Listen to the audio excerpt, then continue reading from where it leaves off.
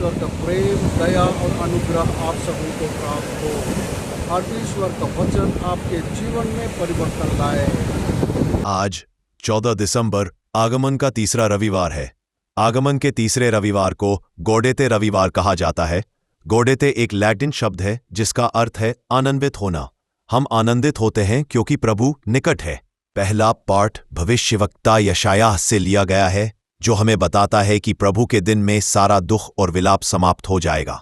भविष्यवक्ता यशायाह ने उजाड़ जंगल को एक जीवंत स्वर्ग में बदलने का वर्णन किया है, जो परमेश्वर के उद्धार और उपस्थिति का एक चित्र है, जो कमजोर, भयभीत, अंधे, बहरे, लंगड़े और गूंगे लोगों को चंगाई और आनंद प्रदान करता है और पवित्रता के राजमार्ग पर परम पुनर्स्थापना और अनंत आनंद का वादा करता है, जहां परमेश्वर के छुड़ाए हुए लोग घर लौटते हैं।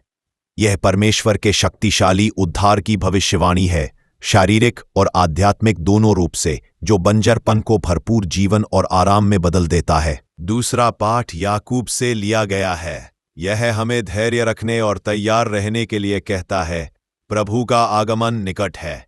याकूब मसीहियों से आग्रह करता है कि वे धैर्यवान और दृढ़ रहे, जैसे कि एक किसान फसल की प्रतीक्षा कर रहा है, क्योंकि प्रभु का आगमन परूषिया और न्याय निकट है। यह उन्हें कुड़कुड़ाने के विरुद्ध चेतावनी देता है और उन्हें परमेश्वर के परम न्याय और दया के उदाहरण के रूप में भविष्यद्वक्ताओं और अय्यूब के धैर्यपूर्ण सहनशीलता को देखकर कष्ट सहने के लिए प्रोत्साहित करता है।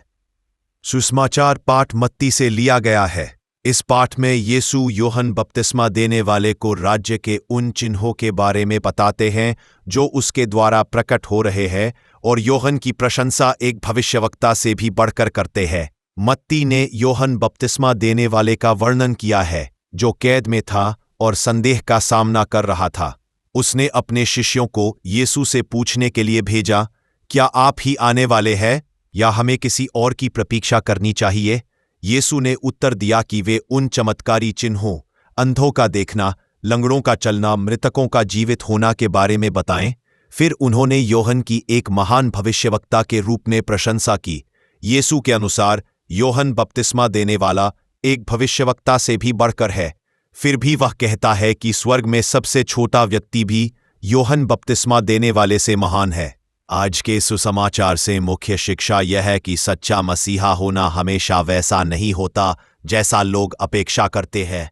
इसमें विनम्र सेवा, अंधे, गरीबों को चंगा करने, पीड़ा सहने जैसे छोटे छोटे कार्यों के माध्यम से भविष्यवाणी को पूरा करना, लोगों को सैन्य शक्ति के बजाय यीशु के राज्य में विश्वास खोजने के लिए चुनौती देना शामिल है। प्रार्थना।